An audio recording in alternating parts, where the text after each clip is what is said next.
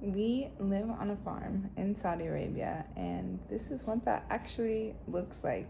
Welcome to day 3 or video 3 of my YouTube journey. As you can see, I've got a brand new baby, and I'm using YouTube as kind of a way to document, come back to my creativity, just honestly also have something to do that's not Netflix and chill. But I do really think we have quite an interesting story, me and Mito, my husband, and we live on a farm in Saudi Arabia. If you can see in the window in the back, there's a palm tree out there. This farmhouse, actually, we completely renovated. So I don't even know where to start. We moved to Saudi Arabia about 5 years ago. We were actually living in Dubai, both working remotely for a company here in the town that we're living in now. The town is called Al-Ula, Alula. Go look it up. It's a absolutely beautiful place, especially when we first came. There were so many events and exciting things every night, restaurant openings, concerts, you name it. And part of our job was to be there for all the events and all of the things. So we had been working remotely in Dubai, and they asked Mito to come on as like a in-house kind of person. So we decided we'd come do a little trial run. Anyway, that's a different story. We're talking about the farm today. This is also a practice for me to try and stay on track with my thinking, but we'll see how that goes. Bear with me, or join the roller coaster, who knows. Anyway, when we first came, we had a different house that we also had renovated. That was kind of part of what got us to come and say that we would stay and live for a while. And honestly, that house was absolutely gorgeous. It was in the perfect location at the time. Our first chance to really make a house a home. I have some other videos and things from that renovation, because that was a really cool project as well. But it came time we had to move from that house, and Mito found this farm, and I was out of the country at the time, so we waited to officially sign on to this farm until I got back to see it. But you could just see in his eyes, like, he had found something special. The house, it was one house, and we decided to split it into 2 houses, like not a duplex, because I feel like that's a 2-story thing, but anyway, one of our dear friends, Mo, lives on the other side, so we made a 1-bedroom with a bathroom on one side, closed off the wall, and then we have our, kitchen, and we have 2 bedrooms and 2 bathrooms on this side. And the fun thing about this farmhouse, which I have video from every single day of the renovation, that we did a lot of it ourselves. And while maybe not the actual building of it, but like playing contractor, we had a budget and a timeline that the contractor from the first project gave us, and it was astronomical for what we were asking to do. And we said, I think we can do it ourselves. So we cut the budget in half, we cut the timeline in half, and we did twice as much as we had originally planned.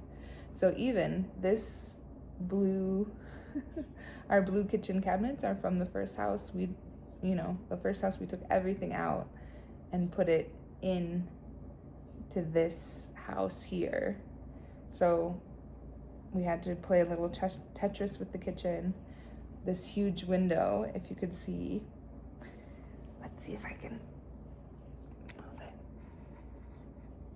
beautiful picture window, mashallah. There's a horse paddock out there. There is, in fact, a horse on this farm, which is wild. So the farm we talked to the landlord, came up with a long-term contract, said, you know what, we're going to do some renovations.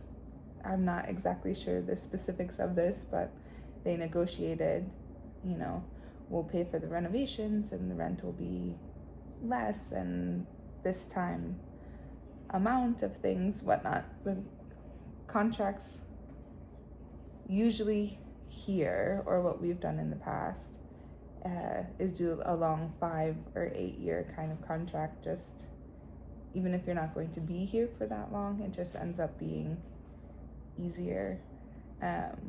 People also, I don't know if this is the case in other places like Riyadh and Jeddah as well, but here in Al Ala you pay 1 year upfront, and that's just kind of how things are done. I think also, like in Dubai, you could pay in one check, you could split it into 3 checks, but usually it's not like monthly rentals, at least in my experience.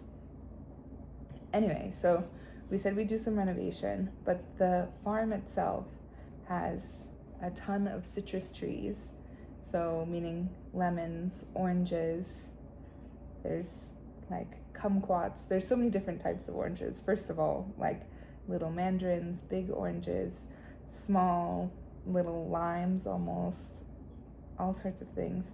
There's a bunch of date palms in the back. There's mango, there's pomegranate, there's guava, there's, what else? There's all sorts of animals as well. So that has been fun. There's pigeons, a pigeon house. There's rabbits. There's another like bird house for different types of local birds.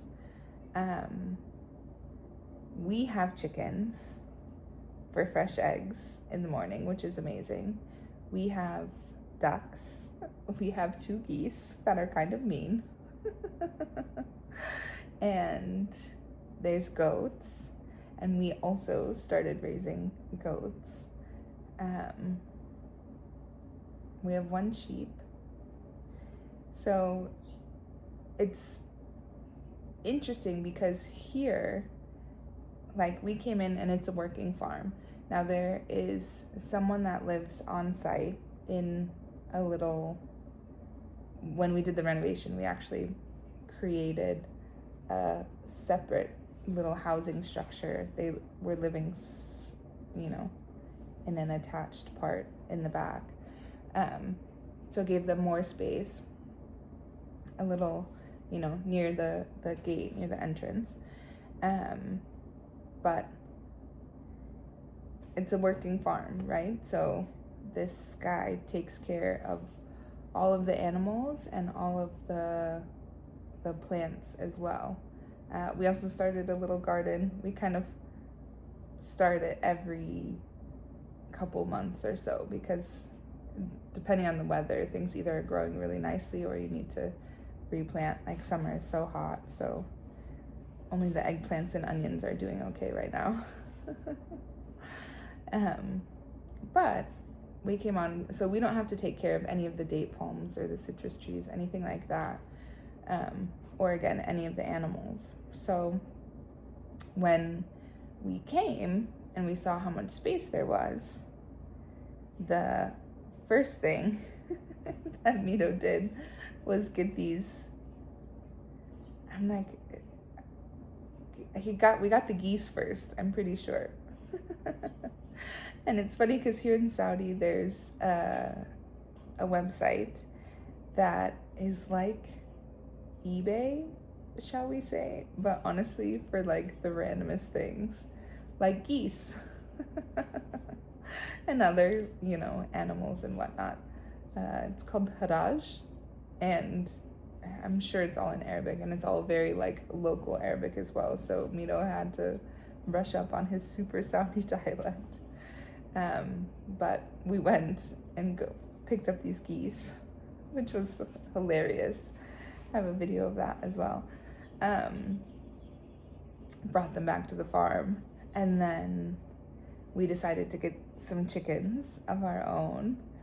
And chickens, it's funny, there's a mosque nearby, and every Friday there's like a little market outside the mosque, and one of the things you can buy is chickens, like live chickens.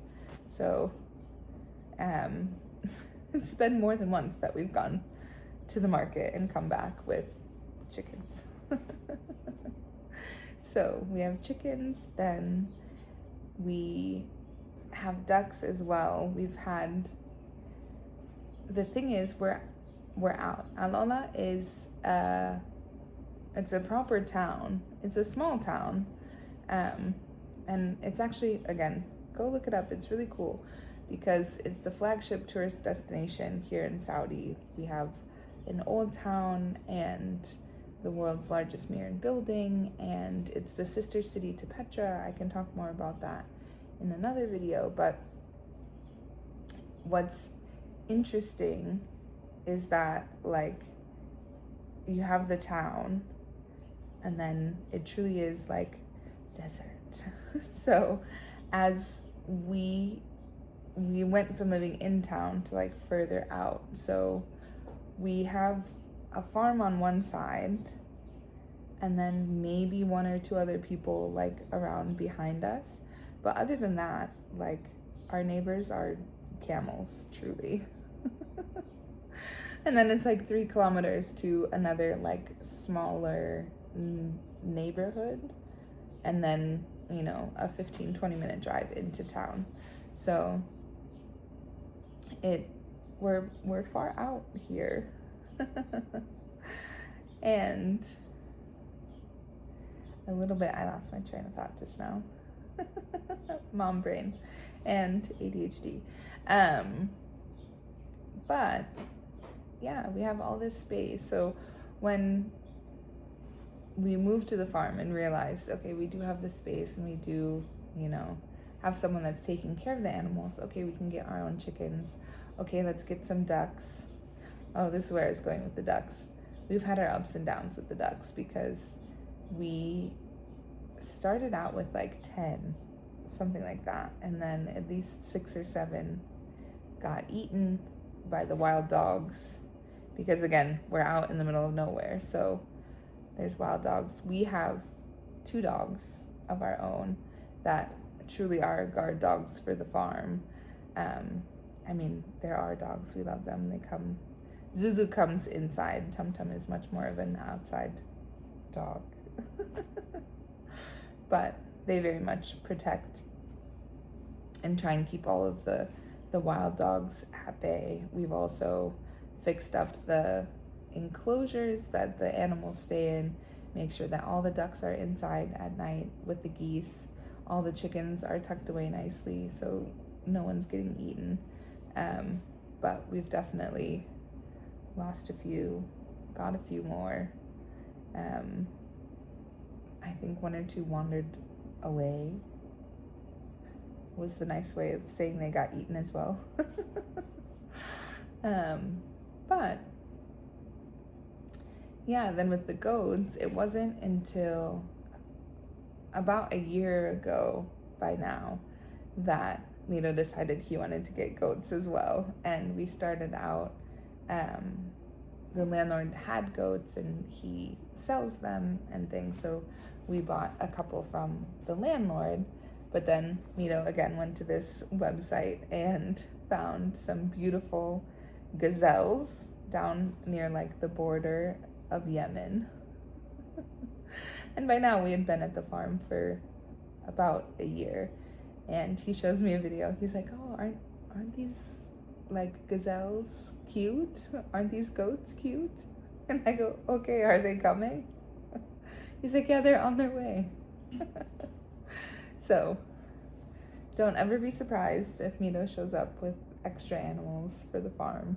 We love that. So we've got kind of a mix of shaggy, long hair, long eared and long hair goats that here they just call them Belody goats, like local country goats.